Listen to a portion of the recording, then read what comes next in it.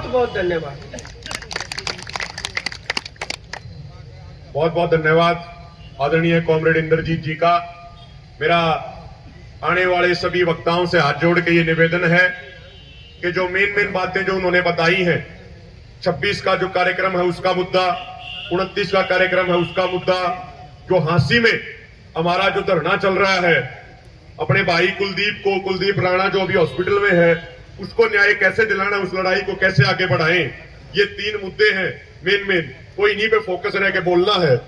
लेकिन मैं वक्ताओं को बुलाऊं उससे पहले एक विशेष वक्ता बुलाने हैं, किसी एक उनको कोई एक प्रस्ताव रखना है, मुख्य प्रस्ताव है एक वो। साथियों, हम तमाम लोग इस आंदोलन की एकता और मजबूती के लिए पूर्ण तौर पे प्रतिबद्ध हैं। हमारी सबकी पहले दिन से ये कोशिश है, ये सोच है कि आंदोलन जितना एकता से चलेगा उतना ही आंदोलन मजबूत होगा। अभी 2-3 दिनों से थोड़ा एक कंफ्यूजन सा फैल गया गलतफहमी के कारण। किसी की सोच गलत नहीं थी, वो एक गलतफहमी होगी, मिसकंसेप्शन होगी कि एक ही जगह से 2 यात्राओं की घोषणा होगी, एक 24 तारीख को और दूसरी 25 तारीख को।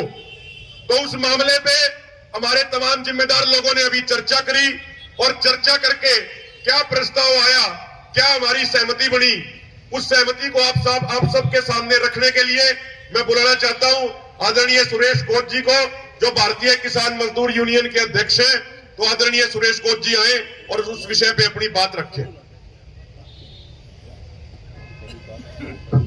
आदरणीय अध्यक्ष जी, वे विभिन्न खापों तपों से आए हुए पंचायती सरदारों, सभी संगठन साथियों, मैंने सिर्फ इसी विषय पे मेरी ड्यूटी लगी है कि आप इसमें क्लियर करियो। 24 की जो यात्रा थी वो अम्बाड़ा के किसानों की डिमांड पर हरियाणा संयुक्त मोर्चा के प्रपोजल पर 9 मेंबरी कमेटी की सहमति से तय हुई थी। 25 की जो यात्रा थी, हमारे बड़े सीनियर साथी वो उनके संगठन की यात्रा थी। अब उनकी तरफ से 9 मेंबरी कमेटी में 3 आदमियों की कमेटी बना करके भेज दी गई। 9 मेंबरी कमेटी का हमारे पास आदेश आया कि आप भी अपना विचार दीजिए। तो हमने कहा कि 10 बजे हमारी मीटिंग है, हम मीटिंग में रखेंगे, क्योंकि ये किसी एक व्यक्ति की यात्रा नहीं थी, ये किसी संगठन की नहीं थी, एक आदमी कोई निर्णय नहीं ले सकता। तो सभी संगठनों से राय मशवरा करके सारी की सारी जो हरियाणा स्कीम है, हरियाणा स्कीम ने सारी पावर 9 मेंबरी कमेटी को दे दी। 9 मेंबरी कमेटी चाहे तो डेट चेंज करे, चाहे तो दोनों यात्रा एक करे, चाहे तो यात्रा करे या ना करे, पैदल की करे, गाड़ी की करे, वो सारा तय हमारी संयुक्त मोर्चा की जो समन्वय की कमेटी बनाई हुई है 9 मेंबरी कमेटी, उसमें चली गई है और पूरा संयुक्त मोर्चा ने सारी पावर 9 मेंबरी कमेटी को दे दी है। मैं सिर्फ यही बात बताने के लिए मेरी ड्यूटी लगी थी। धन्यवाद साथी। पहाड़ी निर्जार दे पंचायत मतलब बूढ़ा आदमी सहमति जता दो एक बार। बहुत बहुत धन्यवाद। तो एक बार नारे भी लगाऊंगे, मैं पहले वक्ता को बुलाऊं उससे पहले नारे देखो भाई से लाइयो कि जोरदार होने चाहिए, बीच बचाने वाले नारे मत लगाइयो भाई बिल्कुल भी। किसान मजदूर एकता जिंदाबाद, किसान मजदूर एकता जिंदाबाद, मोदी सरकार मुर्दाबाद, खट्टर सरकार मुर्दाबाद, छत्तीस बिरादरी का भाईचारा जिंदाबाद।